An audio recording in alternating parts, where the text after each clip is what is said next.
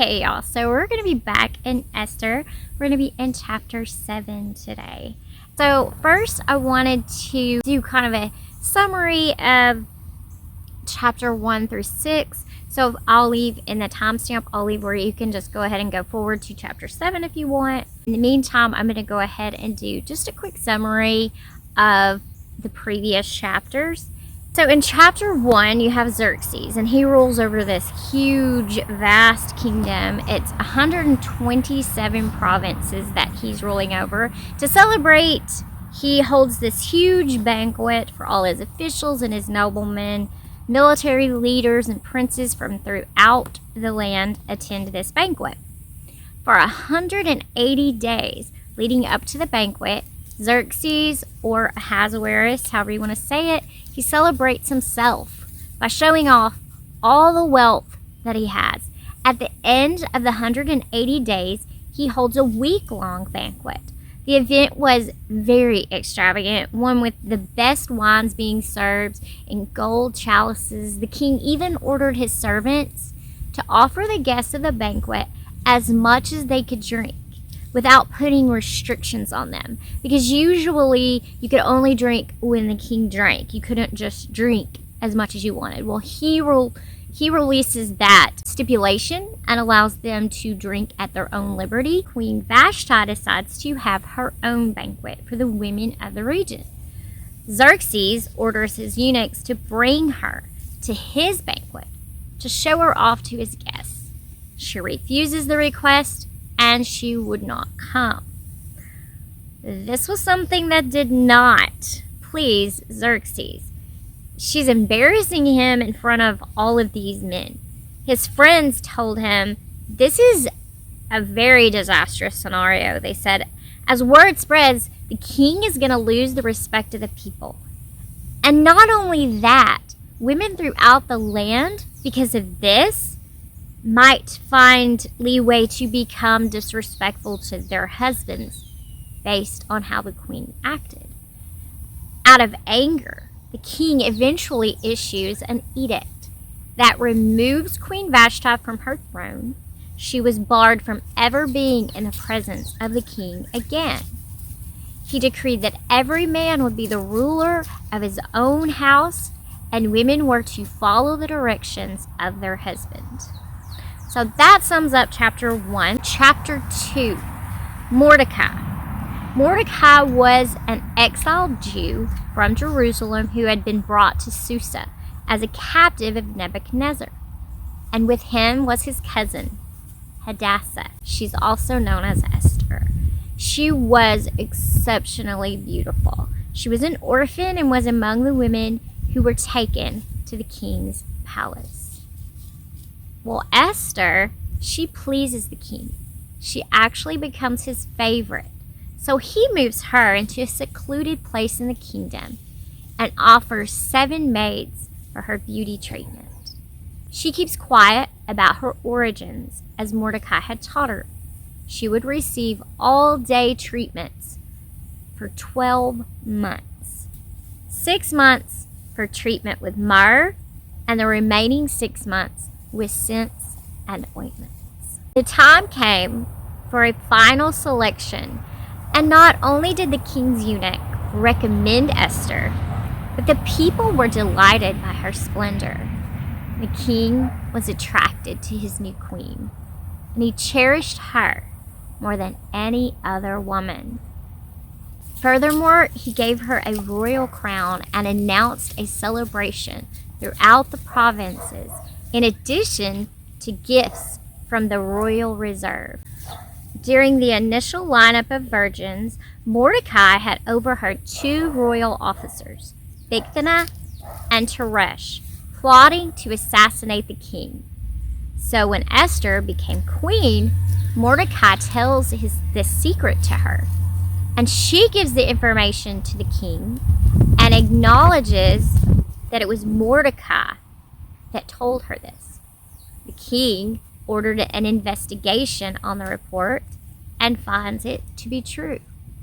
The officers were hanged on the gallows, and the credit was given to Mordecai. So that was chapter 2. In chapter 3, Haman is honored by King Xerxes. We don't know why, but he was given a very prestigious position above the other nobles in society. The nobles did honor him out of respect for both Haman and the king. However, Mordecai was obstinate. He did not offer any honor to Haman. The royal officials would quiz Mordecai on his behavior. Once Haman found out about the lack of respect that Mordecai was showing to him, he became infuriated. Mordecai, being a Jew, would not bow to Haman. Haman wished to kill Mordecai, but then devised a bigger plan to kill all the Jews in the kingdom. Haman went to King Xerxes and told him there was a certain people who lived throughout the kingdom who were not loyal to the king. As such, they represented a threat to his rule and to the stability of the kingdom overall. Haman suggested the king issue a decree to kill the people. Haman makes an offer of thousands of pieces of silver to those who contribute to carrying out the order of killing them. And the king agrees to what Haman had suggested. He took off his ring as a symbol of the down payment required to carry out the task. It was noted on the 13th day of the 12th month, the month of Adar. The plan would be carried out. Messages were sent throughout all the provinces in the kingdom. The Jews, young and old, women and children, would be slaughtered. The people of Shushan knew the Jews to be good people. They were shocked that such an order would be given. My dog. Want to see my dogs? Hey, what are y'all doing? They are being very loud. So that brings us to Esther chapter 4. Esther's foster father and cousin, Mordecai, who also knows of this plan, puts on mourning clothes and goes around the city and wails. He even comes to the gate of the king's palace. At the risk of his own life, you were not allowed to approach the royal gate dressed as he was and crying. In the meantime, the Jews of the empire also have started to mourn, having heard of the commandment to slaughter them given by Ahasuerus or Xerxes. Esther tries to give her cousin Mordecai some decent clothes to wear, but he refuses them. As she fears for her cousin's life, she has one of the eunuchs, Hathach, go out to see what's wrong with Mordecai. And Mordecai told him all that had happened, and the sum of money that Haman had promised to pay into the king's treasuries to destroy the Jews. Mordecai gives the decree to Hathach and tells him to show it to the queen. Mordecai asks that the queen go to the king and plead for the lives of her people. The problem is that no one could approach the king without being sent for. This even extends to the queen. If Esther went into Ahasuerus without permission, she could be put to death. When Mordecai is told this, he reminds Esther that she too will be slaughtered, along with every other Jew in the empire. In response, Esther sends a message to Mordecai and tells him to bring all the Jews together and fast for 3 days. She and her serving women will also fast, and she'll risk going into the king. Mordecai honors her request. And then chapter 5. Esther's been fasting with her serving women for 3 days, but on the 3rd day, she dresses herself in the royal robes and goes in to see the king. This is risky, for even though Esther is the queen, no one's allowed to see the king unless he has asked for them first. To violate this could mean death. But at the sight of his wife, King Ahasuerus holds out his scepter to her, which means he accepts her. He is in fact delighted to see her. He asks what she wants and tells her he'll give her half of the kingdom if she wants it. Esther tells the king she only wants him and Haman to come to a banquet that she has prepared for the two of them. The king agrees, and at the banquet he asked her what she really wants of him. he's prepared to grant her just about any request. Esther only asks that the king and Haman come to another banquet. She'll prepare the next day.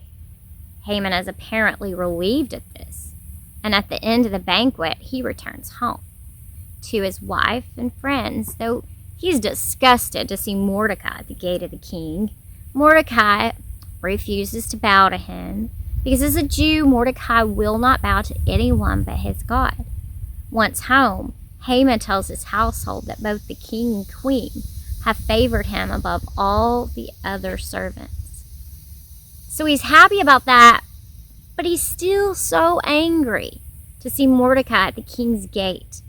Haman's wife suggests build a gallows for Mordecai to hang him. So that's what Haman does. In chapter 6, Ahasuerus, the king of Persia and the husband of Queen Esther, finds that he can't sleep.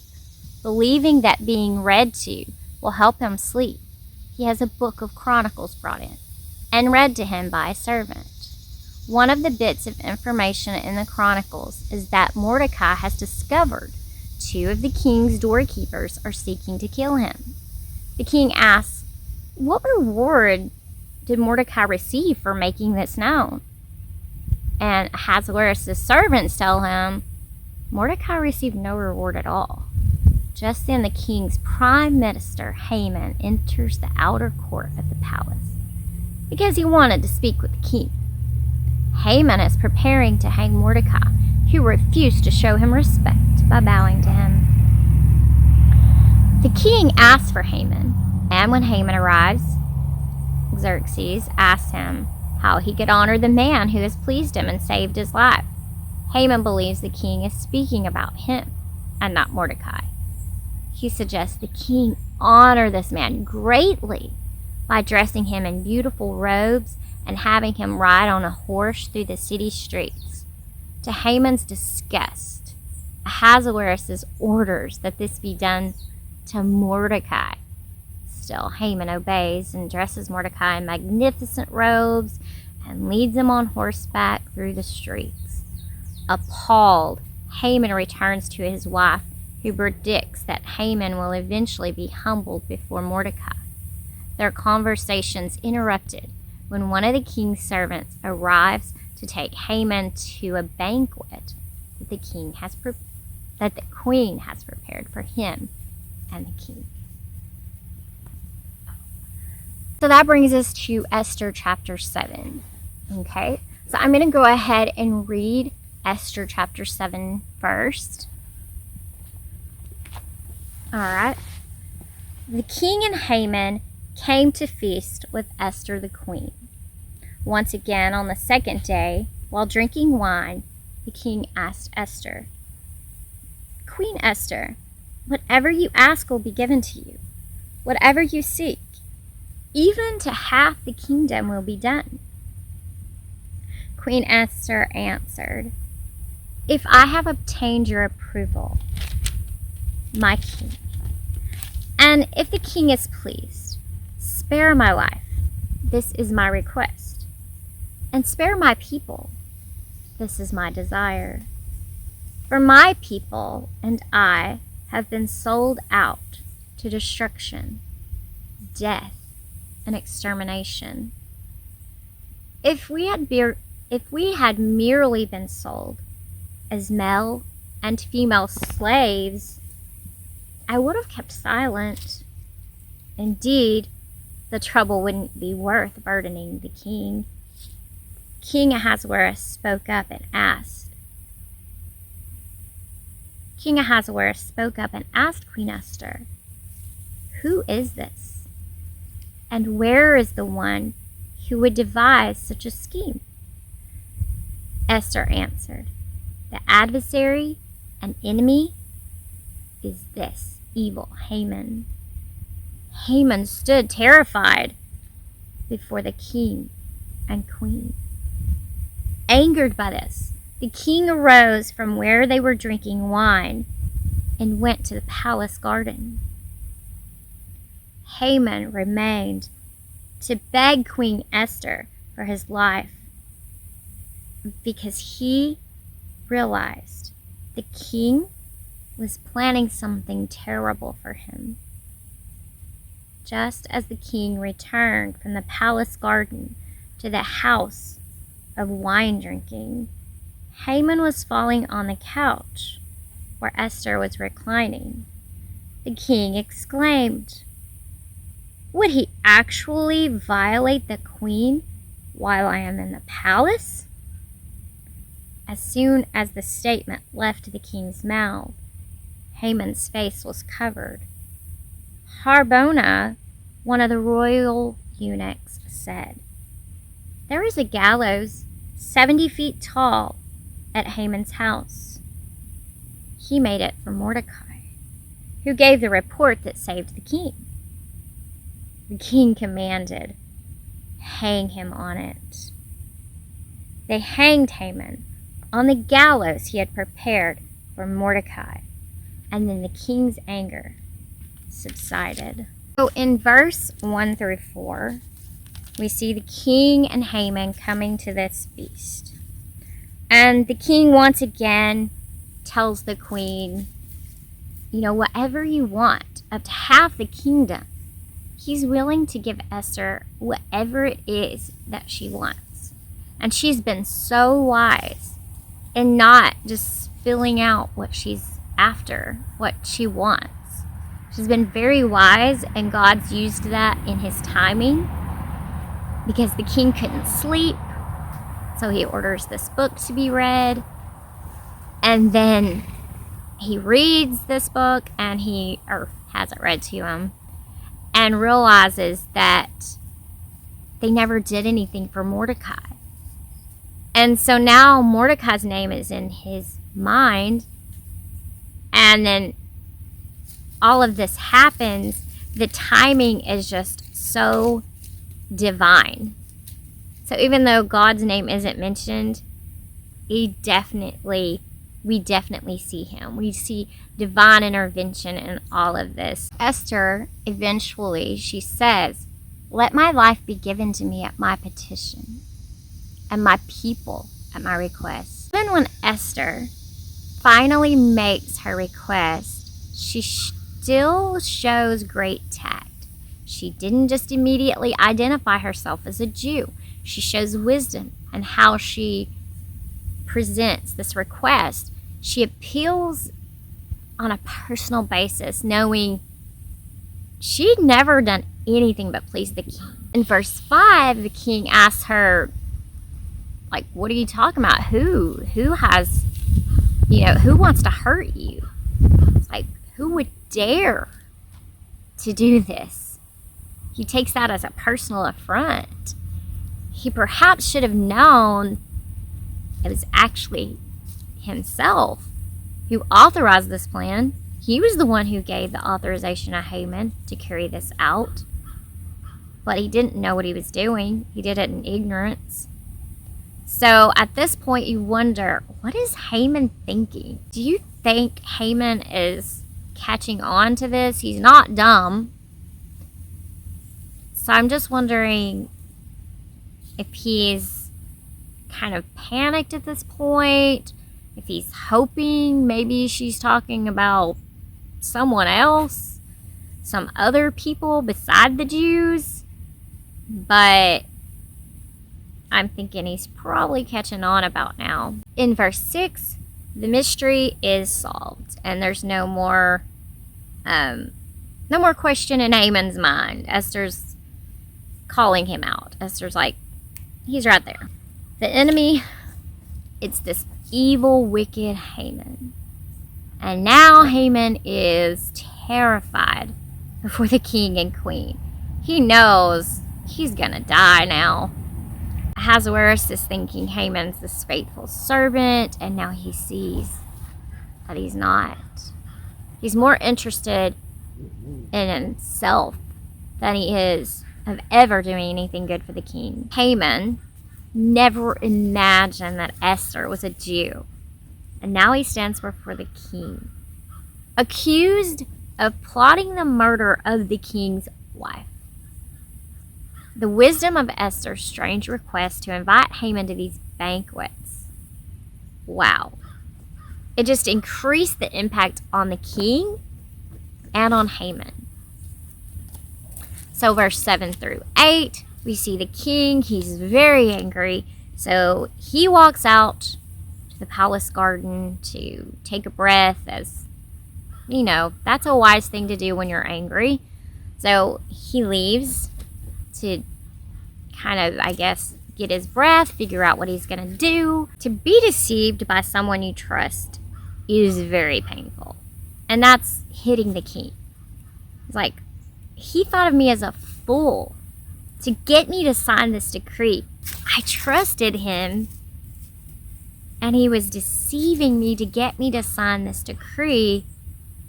And in the king's mind, he doesn't know that Haman didn't know Esther was a Jew. He feels betrayed. He feels deceived, tricked. The king comes back.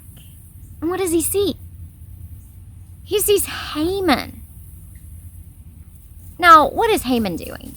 Haman is begging the one person he can approach, because he knows he can't approach the king right now. And so he's bowing before Esther. He's begging for mercy. And so the king comes in and he sees this. And in his anger, he interprets it, I guess, as a lot of people would, as Haman either trying to hurt Esther or other things. But he's really, really mad about this. It's like, you're adding this on top of everything else I just find out. I walk in here and you're trying to hurt my wife. You're trying to hurt the queen or do other things. I don't know exactly what was in the king's mind, but it does not help Haman's case. He should have just kept his distance or fled or something. Immediately, they cover Haman's face. Haman's head was covered as preparation for execution. That was standard practice. His life is, his death sentence is written. Pretty much it would have been anyway. So one of the eunuchs says to the king, hey, well, guess what? There's some gallows that Haman built for Mordecai. Yeah, Mordecai, you remember him? That good guy that saved your life. Haman built these gallows for him.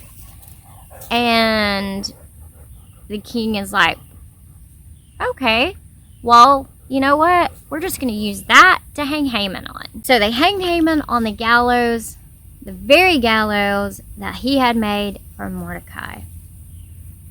And because Haman is hanged, the king's wrath is subsided. These gallows, a stake probably, and he was impaled on that stake, which I know that's graphic, but more than likely that's what it was. It was kind of a precursor of crucifixion. God often works the same way. In Psalm 7, 14 through 16, it says, behold, the wicked brings forth iniquity.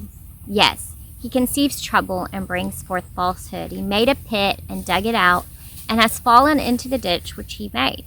His trouble shall return upon his own head, and his violent dealing shall come down on his own crown. So we really should remember that God is there to take care of our enemies. God took care of the Jews. God took care of their enemies for them. When we try to do that on our own, when we are bitter against people, it oftentimes, or most of the time, comes back on us. It doesn't help us. If we're just patient and let God work out whatever punishment our enemies deserve, instead of us deciding it, it's just best. My big dog just hit the camera. But anyway, it's just best to let God work out those things for us.